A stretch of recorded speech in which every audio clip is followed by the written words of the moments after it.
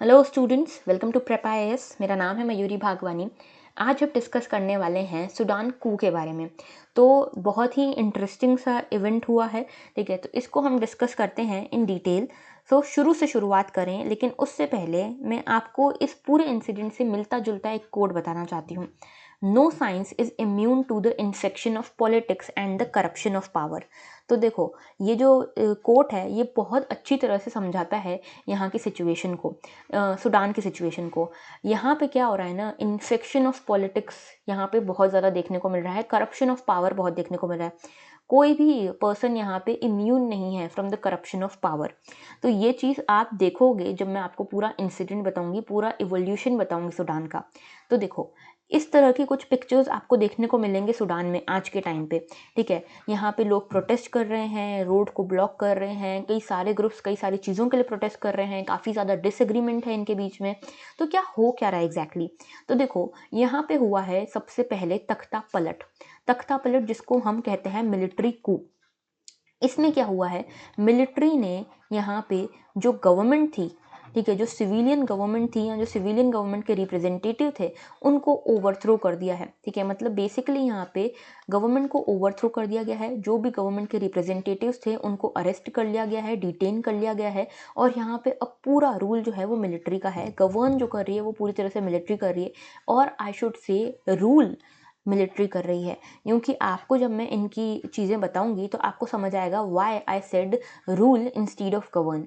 तो देखो, यहाँ पे कुछ सूडान के कैबिनेट के मिनिस्टर्स को, मेंबर्स को, प्रो गवर्नमेंट पार्टी लीडर्स को यहाँ पे अरेस्ट कर लिया गया था मंडे को, यानी कि 25 अक्टूबर की मैं बात कर रही हूँ, ठीक है। और यहाँ पे कू देखने को मिला है, ठीक है। यहाँ पे टेंशन्स चल रही थी कई टाइम से, काफ़ी टाइम से, मिलिट्री और सिविलियन गवर्नमेंट के बीच में। तो देखो पूरा इशू क्या है, मैं आपको एक बार ये समझाती हूँ। तो उससे पहले यहाँ पे देख लेते हैं सूडान की लोकेशन। तो देखो यहाँ पे ये है सूडान, ठीक है, जो आपको ये डार्क कलर में दिख रहा है ये है सूडान। और यहाँ पे ये ट्रॉपिक ऑफ कैंसर और इक्वेटर के बीच में आता है, ठीक है। अफ्रीकन कॉन्टिनेंट का एक बहुत बड़ी कंट्री है। जब सूडान और ये साउथ सूडान है इसके नीचे, ठीक है, इनका पार्टीशन नहीं हुआ था, ये दोनों अलग नहीं हुए थे, तब साउथ सूडान जो थी वो पूरी अफ्रीका के मिला के सबसे बड़ी कंट्री थी, लार्जेस्ट कंट्री थी, ठीक है, एरिया वाइज। लेकिन इसका 2011 में यहाँ पे पार्टीशन हुआ है, जिसके बाद सूडान और साउथ सूडान दो एरियाज बने, ठीक है। तो ये आपको दिख रहा होगा, ऊपर सूडान है और नीचे है साउथ सूडान, ओके। इसके अलावा एक चीज़ और आपको यहाँ पे ये पता होनी चाहिए कि ये वाला जो रीजन है ना, ये वाला, ठीक है, इसको आप कहते हो दारफुर रीजन, ठीक है। और ये दारफुर रीजन में स्पेशली इसलिए बता रही हूँ कि ये चीज़ हमें बहुत काम आएगी आगे। हम देखेंगे आगे दारफुर रीजन में क्या क्या हुआ था, कितनी ज़्यादा यहाँ पे एक्सप्लॉइटेशन हुआ था, कितना अत्याचार हुआ था लोगों के ऊपर, मिलिट्री ने जो किया था, ठीक है। तो ये दारफुर रीजन आप याद रखना, कौन से एरिया में पड़ता है, ये वेस्टर्न रीजन में पड़ता है, साउथ वेस्ट रीजन में पड़ता है सूडान के, ठीक है। अफ्रीका में ये जो सूडान है इसके आसपास कौन कौन सी कंट्रीज पड़ती है, तो देखो यहाँ पे इजिप्ट पड़ती है, नीचे यहाँ पे पड़ेगी इथोपिया, ये है एरिट्रिया और ये है सोमालिया, ठीक है। इसके पास में, जस्ट पास में रेड सी लगती है और इसके ऊपर आती है मेडिटेरेनियन सी। ये है स्ट्रेट ऑफ बाब अल मंदेब और ये है गल्फ ऑफ एडन, ठीक है। ये चीज़ें आप याद रखना। बहुत नीचे आता है लेक ऑफ विक्टोरिया, इक्वेटर से, इक्वेटर जिससे क्रॉस होती है। और ये लेक ऑफ विक्टोरिया किसके किसके बीच में आता है, ये आता है केन्या, तंजानिया और युगांडा के बीच में, ठीक है। तो ये याद रखना, it is a very important fact for exams, ठीक है। तो ये याद रखना। और अफ्रीका इकलौती ऐसी कंट्री है जहाँ से तीनों लाइंस पास होती हैं, ट्रॉपिक ऑफ कैंसर भी, ट्रॉपिक ऑफ कैप्रिकॉन भी और इक्वेटर भी, ऑलराइट। और सूडान कौन से रीजन में है, ये आती है नॉर्थ ईस्ट रीजन में अफ्रीका के। तो ये चीज़ें आपको पता होनी चाहिए। आगे बात करते हैं। देखो अब सूडान में हुआ क्या है, सूडान में हुआ है मिलिट्री कू। अभी तक क्या होता था, यहाँ पे एक अनईजी अलायंस जो होता था वो यहाँ पे रूल करता था। कैसे, यहाँ पे देखो क्या होता था कि एक ट्रांजिशनल गवर्नमेंट चल रही थी, ठीक है। ट्रांजिशनल गवर्नमेंट का क्या मतलब है, एक एरा ख़त्म हुआ था, ठीक है, एक एरा ख़त्म हुआ था, ये 2019 की बात है। और एक एरा शुरू होना था 2023 में, यहाँ से होनी थी कंप्लीट डेमोक्रेसी, ठीक है। और ये जो था ना बीच का, ये था ट्रांजिशनल टाइम। ट्रांजिशनल टाइम का क्या मतलब है, यहाँ पे एक साथ दो लोग रूल कर रहे थे, मिलिट्री भी और सिविलियन गवर्नमेंट भी। तो यहाँ पे दोनों ग्रुप्स का यहाँ पे रूल हुआ करता था, गवर्नमेंट इनकी दोनों की मिलके बनाई गई थी, अलायंस था इनके बीच में। और अनईजी अलायंस इसीलिए था क्योंकि ये कभी भी प्रॉपरली काम कर नहीं पाया। तो सूडान अभी तक एक अनईजी अलायंस के द्वारा रूल हो रहा था, जिसमें मिलिट्री और सिविलियन ग्रुप्स दोनों थे। ये 2019 से ऐसा हो रहा था। लेकिन अब क्या हुआ, अब ऐसा टाइम आ गया था कि ये थोड़ा सा सिविलियन की तरफ इंक्लाइन होने वाला था बाय नवंबर।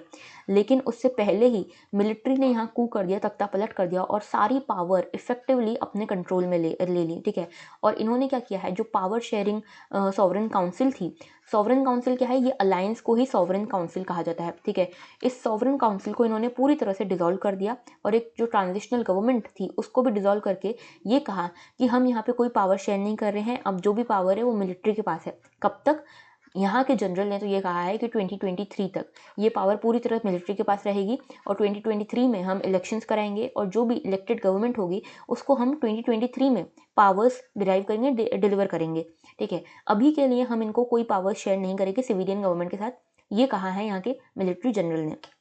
ओके, अब देखो यहाँ पे जो मिलिट्री है, military dissolve the transitional government, ठीक है। और ये ट्रांजिशनल गवर्नमेंट किसकी थी? ये थी प्राइम मिनिस्टर अब्दुल्ला हमदोक की। तो ये प्राइम मिनिस्टर अब्दुल्ला हमदोक जो है वो और सॉवरेन काउंसिल, इनकी जो गवर्नमेंट थी और सॉवरेन काउंसिल जो कि अलायंस था मिलिट्री और सिविलियन गवर्नमेंट के बीच में, इसको यहाँ पे डिसॉल्व कर दिया गया है और सारी पावर अब मिलिट्री ने ले ली है, ठीक है। और यहाँ पे ये जो पावर शेयरिंग चल रही थी ये 2019 से चल रही थी, जैसा कि मैं आपको बता चुकी हूँ। और ये मिलिट्री जनरल कौन है? ये देखो, जनरल अब्दुल फत्ताह बुरहान, ये जो है यहाँ के मिलिट्री जनरल हैं जिन्होंने ये कू किया है। जो इसके पीछे मास्टरमाइंड है ना कू के पीछे, वो ये जनरल हैं, जनरल बुरहान। ओके, और यहाँ पे इन्होंने एक स्टेट ऑफ इमरजेंसी डिक्लेयर कर दी है कि यहाँ पे अब सूडान में एक स्टेट ऑफ इमरजेंसी है जिसको मिलिट्री ही संभाल सकती है, ठीक है, ये चीज़ कही है। और अब यहाँ पे गवर्नमेंट रहेगी, गवर्नमेंट ऑफ टेक्नोक्रेट्स रहेगी।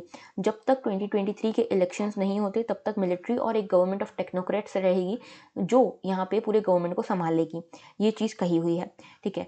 तो देखो ये पूरी स्टोरी जो है, इसको मैं अगर आपको ईजी करके समझाऊँ तो यहाँ पे मेजरली 3 लोग हैं, 3 लोगों के आसपास ये पूरी स्टोरी घूम रही है। ये एक ट्रायंगल देखने को मिल रहा है आपको।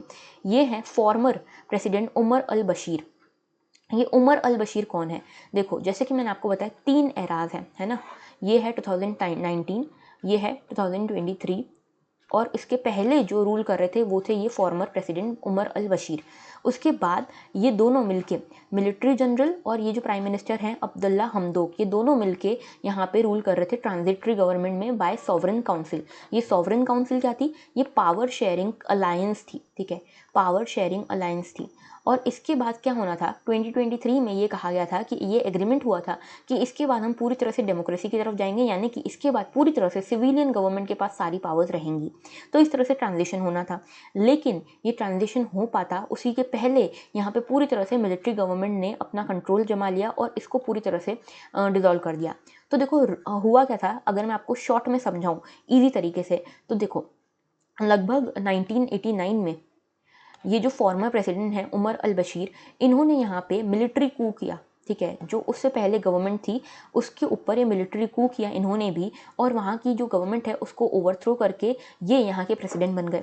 तो ये भी मिलिट्री के ही थे, ठीक है। तो ये इन यहाँ के प्रेसिडेंट बन गए। और राइट, अब ये प्रेसिडेंट बनने के बाद इन्होंने काफ़ी ज़्यादा एट्रोसिटीज़ करी थी यहाँ पे लोगों के ऊपर, ठीक है। इनका पूरा ध्यान वेल्थ कलेक्शन में था, ठीक है। और अभी इन्होंने काफ़ी ज़्यादा एट्रोसिटीज़ करी थी जिसके कारण बहुत ज़्यादा प्रोटेस्ट हुआ, बहुत ज़्यादा सिविल वॉर भी हुई और लोगों की ये डिमांड थी कि इनको यहाँ से हटाया जाए और हमको अब एक सिविलियन इलेक्टेड यहाँ पे गवर्नमेंट चाहिए। इसके लिए यहाँ पे लोगों ने 2003 से लेके 2008 में दाराफुर रीजन, जो मैं आपको बता रही थी सूडान के ईस्टर्न रीजन में आता है, सॉरी वेस्टर्न रीजन में आता है, इस रीजन में लोगों ने बहुत प्रोटेस्ट किया। और इस रीजन में क्योंकि लोगों ने बहुत प्रोटेस्ट किया तो इनकी आवाज़ को दबाने के लिए इस प्रेसिडेंट ने यहाँ पे बहुत ज़्यादा एट्रोसिटीज़ की इनके ऊपर। एक तरह से इसे मैसेकेयर कहा जाता है या जेनोसाइड भी कहा जाता है, ठीक है। जो प्रेसिडेंट, ये फॉर्मर प्रेसिडेंट है उमर अल बशीर, इन्होंने जो यहाँ के लोगों के साथ किया था उसको यहाँ पे मैसेकर भी कहा जाता है क्योंकि इतनी ज़्यादा यहाँ पे डेथ्स हुई थी। कुछ डाटा तो ये बताते हैं कि 3 लाख डेथ भी हुई थी इस टाइम पे, ठीक है, दाराफुर रीजन में। तो ये एक बहुत इंपॉर्टेंट चीज़ है, ठीक है। इसके बाद यहाँ पे बहुत ज़्यादा सिविल वॉर हुई, बहुत ज़्यादा प्रोटेस्ट हुए। उसके बाद यहाँ पे अच्छा, इनको किसका सपोर्ट प्रोवाइडेड था? इनको मिलिट्री का सपोर्ट था एक तो, और यहाँ पे जो इस्लामिस्ट लीडर्स थे इनका सपोर्ट बहुत ज़्यादा था इनको, ठीक है। जिसके कारण ये इन्होंने लगभग 3 डिकेड्स तक यहाँ पे रूल किया। 1989 में ये आए थे और लगभग 2019 तक इन्होंने यहाँ पे रूल किया। 2019 में ऐसा क्या हुआ, 2019 में बहुत ज़्यादा पीक पे पहुँच गया था सिविल प्रोटेस्ट, जिसके कारण इनको अपनी सत्ता छोड़नी पड़ी, इनको मिलिट्री ने अरेस्ट किया, इनको यहाँ से हटाया। और फिर इसके बाद मिलिट्री, यहाँ के लोगों को क्या लगा कि चलो अब अच्छा है, अब ये जो अरिस्टोक्रेटिक या बहुत एट्रोसिटीज़ करने वाला आर्बिट्ररी जो हमारे यहाँ पे गवर्नमेंट चल रही थी प्रेसिडेंट बशीर की, वो अब यहाँ से चली गई। तो अब यहाँ पे एक सिविलियन गवर्नमेंट आएगी जो डेमोक्रेसी इस्टेब्लिश करेगी हमारी कंट्री में। यहाँ के लोगों को ये लगा, लेकिन इनकी लड़ाई अभी भी ख़त्म नहीं हुई थी। यहाँ पे मिलिट्री ने बोला कि अब यहाँ पे हम रूल करेंगे। तो ये जो फतेह बुरहान है, इन्होंने बोला कि अब यहाँ पे हम रूल करेंगे, ठीक है। तो यहाँ पे मिलिट्री का रूल होगा और मिलिट्री की गवर्नमेंट होगी। तो फिर लोगों ने वापस से यहाँ पे प्रोटेस्ट करना शुरू किया कि हमने तो भाई आपसे डेमोक्रेसी मांगी थी, आप ये हमको क्या दे रहे हो? आपने हमको एक नर्क से निकाल के आप दूसरे नर्क में डाल रहे हो। हमारे इतने सालों तक, 30 सालों तक प्रोटेस्ट करने का क्या मतलब निकला? इतनी लाइव्स हमने सेक्रीफाइस करी, इतना हमारे ऊपर अत्याचार हुआ, उसका क्या मतलब निकला? तो यहाँ पे बहुत ज़्यादा फिर से प्रेशर बनने लगा, ठीक है। उसके बाद यहाँ पे प्राइम मिनिस्टर अब्दुल्ला हमदोक को यहाँ पे इंक्लूड किया गया, यानी कि ये एग्रीमेंट हुआ कि ठीक है, अब हम एक सॉवरेन अलायंस बनाएंगे, सॉवरेन काउंसिल या सॉवरेन अलायंस बनाएंगे, जो कि किसके बीच में अलायंस होगा? एक तो इसमें मिलिट्री शामिल होगी और एक यहाँ पे सिविलियन गवर्नमेंट भी शामिल होगी, और हम दोनों मिलके यहाँ पे रूल करेंगे। और ओवर द टाइम लगभग 2023 तक यहाँ पे हम कोशिश करेंगे कि हम पूरी तरह से पावर्स कैबिनेट को, सॉरी सिविलियन गवर्नमेंट को दे दें, डेमोक्रेटिक गवर्नमेंट को दे दें। ये यहाँ पे एग्रीमेंट हुआ था, ठीक है। अब हुआ क्या कि इस एग्रीमेंट में ये डिसाइड हुआ था कि शुरू के 2.5 साल तक यहाँ पे मिलिट्री जनरल का रूल रहेगा, मिलिट्री गवर्नमेंट रहेगी, ज़्यादातर मिलिट्री इंक्लिनेशन रहेगा, और उसके बाद लास्ट का 1.5 साल यहाँ पे सिविलियन गवर्नमेंट के ऊपर इंक्लिनेशन रहेगा। ये इंक्लिनेशन चेंज होना ही था नवंबर में। इसके पहले यहाँ के जो मिलिट्री जनरल हैं उन्होंने कू कर दिया और ये बोला कि अब ऐसा कुछ नहीं है, 2023 तक हम पूरी तरह से हम ही रूल करेंगे, मिलिट्री ही रूल करेगी, और यहाँ पे सिविलियन गवर्नमेंट अब 2023 के बाद आएगी इलेक्ट होकर। तो अभी इनको अरेस्ट कर लिया गया है, ये जो प्राइम मिनिस्टर हैं अब्दुल्ला हमदोक। और देखो ये जो प्राइम मिनिस्टर है ना, ये काफ़ी चर्चित रहे हैं, ठीक है। इन्होंने जो बहुत ज़्यादा स्ट्रिंजेंट इस्लामिस्ट तरीके के लॉज थे इनको हटाया, इसलिए ये वेस्टर्न कंट्रीज़ के लिए भी बहुत पॉपुलर रहे हैं। वेस्टर्न कंट्रीज़ के जो लीडर्स हैं इनको बहुत पसंद करते हैं, क्योंकि इनके जो लॉज थे वो काफ़ी ज़्यादा लिबरल देखे जा रहे थे, ठीक है। अब मिलिट्री जनरल आए हैं तो फिर से वैसे ही लॉज देखने को मिलेंगे। तो ये मैंने आपको पूरी छोटी सी स्टोरी बता दी है शॉर्ट में, ठीक है। अब देखो थोड़ा डिटेल में जाते हैं इसके। जैसे ही ये आउस्टर हुआ, ठीक है, मिलिट्री ने अपनी पावर पूरी सीज कर ली, पर फिर भी यहाँ पे प्रोटेस्टर देखो 2019 में जब मिलिट्री ने ये कहा ना कि नहीं अब है ना ये, क्योंकि हमने जो प्रेसिडेंट बशीर हैं इनको यहाँ पे हटा दिया है, अब यहाँ पे मिलिट्री रूल करेगी। जब ये कहा मिलिट्री ने तो यहाँ पे फिर से प्रोटेस्ट चालू हो गए, ठीक है, और बहुत बुरे प्रोटेस्ट चालू हुए, ठीक है। लोग सड़कों पे आ गए, लोगों ने रोड ब्लॉक्स कर दिए, ठीक है। और जो जनरल्स थे उनको यहाँ पे लोग चाहते थे कि ये जो मिलिट्री जनरल हैं ये ना रूल करके यहाँ पे एक सिविलियन गवर्नमेंट आए, इलेक्टेड गवर्नमेंट आए, ठीक है। लेकिन ये प्रोटेस्ट इतने ज़्यादा ब्लडी हो गए, ब्लडी यानी कि ये इतने ज़्यादा वायलेंट हो गए कि यहाँ पे जून 2019 की बात है कि यहाँ पे मिलिट्री ने इतना ज़्यादा इनको सप्रेस किया, फोर्स किया, आर्म्ड फोर्सेस ने इतना ज़्यादा इनके ऊपर अटैक किया कि यहाँ पे बहुत सारे लगभग 100 लोगों की जान चली गई। और ये भी देखा गया कि ये भी कई सारी रिपोर्ट्स हैं, बड़ी बड़ी ऑर्गेनाइजेशंस की ये रिपोर्ट्स हैं कि यहाँ पे ना सिर्फ इन्होंने लोगों का मर्डर किया, ठीक है, ना सिर्फ जो प्रोटेस्टर्स थे इनकी आवाज़ को दबाया, ना सिर्फ उनको इंजर किया अपने ही लोगों को, बल्कि इन्होंने कई सारी विमेन के साथ रेप्स भी किए, ठीक है, एंड डजन्स ऑफ विमेन के साथ इन्होंने रेप्स किए। तो आप समझ पा रहे हो, इसीलिए मैं कह रही थी कि मिलिट्री यहाँ पे रूल करने आई है, गवर्न करने नहीं आई है। गवर्न कौन करता है? जो लोगों के लिए सोचता है, लोगों के वेलफेयर के लिए सोचता है, वो गवर्नमेंट जो होती है वो गवर्न करने आई है। लेकिन जो अपने बारे में सोचे, सिर्फ पावर को हथियाने के बारे में सोचे, वो रूल कर रही है वहाँ पे, और क्या कर रही है। और ये इस तरह की एट्रोसिटीज़ इन्होंने फेस की यहाँ के लोगों ने 2019 में, ठीक है। इसके बाद यहाँ पे मिलिट्री ने फाइनली एग्री किया कि चलो ठीक है, हम कॉम्प्रोमाइज़ करने के लिए तैयार हैं और यहाँ एक सॉवरेन काउंसिल बनाएंगे जिसमें मिलिट्री ऑफिसर्स और सिविलियंस दोनों होंगे, ठीक है। और इस काउंसिल में यहाँ पे हमदोक को एज अ प्राइम मिनिस्टर यहाँ पे अपॉइंट किया गया ट्रांजिशनल गवर्नमेंट का। अब इन्हीं को यहाँ से हटा दिया गया है, हमदोक को ही यहाँ से हटा दिया गया है, अरेस्ट कर लिया गया है। ऑलराइट, अब यहाँ पे देखो, under the compromise council was to be headed first by military figures, जो कि मैं आपको बता चुकी हूँ। पहले ये मिलिट्री फिगर्स के द्वारा हेड करवानी थी और उसके बाद सिविलियंस के पास ये पावर जानी थी। लेकिन उसके बाद इस पावर, जैसे ही ये सोवरेन अलायंस बना, सोवरेन काउंसिल बना, वैसे ही बुरहान जो मिलिट्री जनरल हैं इनके पास ये पावर आ गई, ठीक है। और इन्होंने अपना डिप्टी चीफ किसको बनाया, ये सोचो आप, डिप्टी चीफ इन्होंने बताया दगालो को। और ये दगालो कौन है? ये पैरामिलिट्री रैपिड सपोर्ट फोर्सेस के चीफ थे, ठीक है, एक पैरामिलिट्री फोर्सेस हैं उनके चीफ हैं दगालो। और ये जो फोर्स थी ये रिस्पॉन्सिबल थी जो दारफुर वॉर हुई थी 2003 से 2008 के बीच में, जो मैं बता रही थी ना, अल बशीर जो थे, प्रेसिडेंट बशीर जो थे, इनके टाइम पे बहुत ज़्यादा प्रोटेस्ट हुए थे दारफुर रीजन में, ठीक है, लगभग 2003 से 2008 के बीच में। और इन्होंने किस तरह से उसको सप्रेस किया था, इतना बड़ा मिस्केयर, इसका इतना बड़ा जेनोसाइड किया था, उसके पीछे जो थे वो दगालो ही थे। और उसके बाद जब मिलिट्री ने ये पावर अक्वायर करी 2019 में, तब भी प्रोटेस्ट हुए थे, तब भी जो रेप्स हुए विमेन के साथ, जो लोगों की जान गई, उसके पीछे भी खार्तूम मिस्केयर कहते हैं उसको, ठीक है, Khartoum is the capital of Sudan. तो यहाँ पे ये सबसे ज़्यादा प्रोटेस्ट हुए थे और यहीं पे सबसे ज़्यादा सप्रेस किया गया था। यहीं पे लगभग 100 लोगों की जान गई थी, यहीं पे इतनी सारी विमेन का रेप हुआ था। तो इसके पीछे भी दगालो ही थे, ठीक है, और इन्हीं को यहाँ पे डिप्टी चीफ बनाया गया। तो आप सोच पा रहे हो, इसमें मैं आपको एक्सप्लिसिटली कुछ नहीं कह रही हूँ, लेकिन आप समझ पा रहे हो किस तरह से यहाँ पे रूल हो रहा था। मिलिट्री अपने पास कितनी ज़्यादा पावर होल्ड करना चाह रही थी, और यहाँ पे मिलिट्री एक्सप्लिसिटली ये दिखा भी रही थी कि हाँ भाई हमने किया है ये सब, ठीक है। सिविलियंस जो थे यहाँ पे, जो सिविलियन गवर्नमेंट यहाँ पे आनी थी, जो सिविलियंस की तरफ इंक्लिनेशन बढ़ना था, वो यहाँ पे बढ़ना था बाय नवंबर, लेकिन उससे पहले मिलिट्री कू हो गया। और यहाँ पे अब ये कह दिया है मिलिट्री जनरल ने, बुरहान ने, कि यहाँ पे 2023 तक हम किसी को भी पावर्स देने नहीं वाले हैं।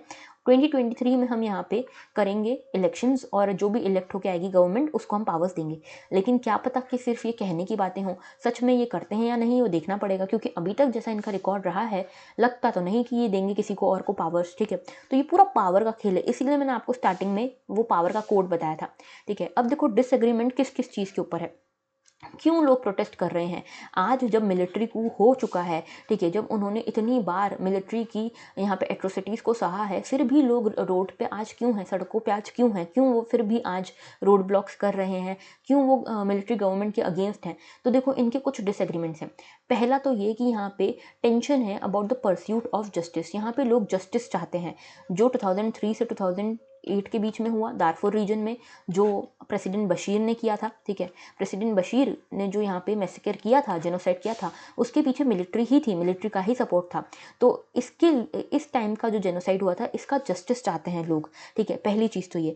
दूसरी चीज़, इसमें इन्वेस्टिगेशन 2019 में जो यहाँ पे प्रोटेस्ट को सप्रेस करने के लिए यहाँ पे मिलिट्री ने इनको सप्रेस किया, एट्रोसिटीज़ की इनके ऊपर, कई सारी डेथ्स हुई थी यहाँ पे, उसका भी इन्वेस्टिगेशन चाहती है, एक ट्रांसपेरेंट इन्वेस्टिगेशन चाहती है पब्लिक यहाँ पे, ठीक है। यहाँ पे इन्वेस्टिगेशन बिठाया तो गया, लेकिन इसका क्या आउटकम आया, क्या फाइंडिंग्स निकली, ये लोगों के बीच में नहीं आई है, ठीक है। ये पॉपुलेशन को पता ही नहीं, यहाँ के सिटीजन्स को ये चीज़ पता ही नहीं है कि इन्वेस्टिगेशन का रिजल्ट क्या निकला। तो यहाँ पे भी लोग जस्टिस मांग रहे हैं। और तीसरी चीज़ है यहाँ पे इकोनॉमिक क्राइसिस। यहाँ पे इकोनॉमी बहुत क्राइसिस में है, यहाँ की जो करेंसी है वो बहुत डिवैल्यूएट हो रही है, डिप्रिशिएट हो रही है, ठीक है। यहाँ पे ब्रेड एंड फ्यूल दोनों की शॉर्टेज है, खाने को नहीं है, फूड सिक्योरिटी के इश्यूज़ हैं, और फ्यूल के लिए भी बहुत लंबी लंबी लाइन लगानी पड़ती है। तो यहाँ पे जैसे ही बशीर का डाउनफॉल हुआ, जो फॉर्मर प्रेसिडेंट थे, उनका जैसे ही डाउनफॉल हुआ, उसके बाद से इकोनॉमी की हालत और ज़्यादा ख़राब होने लग गई। पहले भी ख़राब थी, लेकिन उसके बाद और ज़्यादा ख़राब होने लग गई। तो क्योंकि इन सभी कारणों से यहाँ पे जो पब्लिक है, यहाँ पे जो सिटीजन हैं, वो बहुत परेशान है। और एक चीज़ उनकी मांग ये भी है कि जो आर्मी है, जो मिलिट्री है, इसकी भी रीस्ट्रक्चरिंग हो। मिलिट्री हमारे यहाँ पे बहुत ज़्यादा पावर सीकिंग है, ठीक है। तो वो चाहते हैं कि यहाँ पे मिलिट्री की भी रीस्ट्रक्चरिंग की जाए। तो ये सारे डिसएग्रीमेंट्स हैं। अब देखो एक बार हम ये देख लेते हैं कि यहाँ पे किस तरह से टाइमलाइन चल रही है।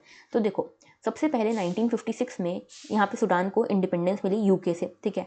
1972 तक यहाँ पे सिविल वॉर चली, ठीक है। उसके बाद 1989 में यहाँ पे उसके बाद एक गवर्नमेंट आई थी, लेकिन वो टिक नहीं पाई। उसके बाद उमर अल बशीर जो फॉर्मर प्रेसिडेंट हैं, इन्होंने मिलिट्री कू करके मिलिट्री कू करके गवर्नमेंट हथिया ली। इसके बाद कई साल सिविल वॉर्स चली, ठीक है, लगभग 30 साल यहाँ पे सिविल वॉर चली, ठीक है। यहाँ पे 1993 में बशीर ने देखो 89 में ही यहाँ पे पावर एक्वायर कर ली थी मिलिट्री कू करके, लेकिन 1993 में ये प्रेसिडेंट बने।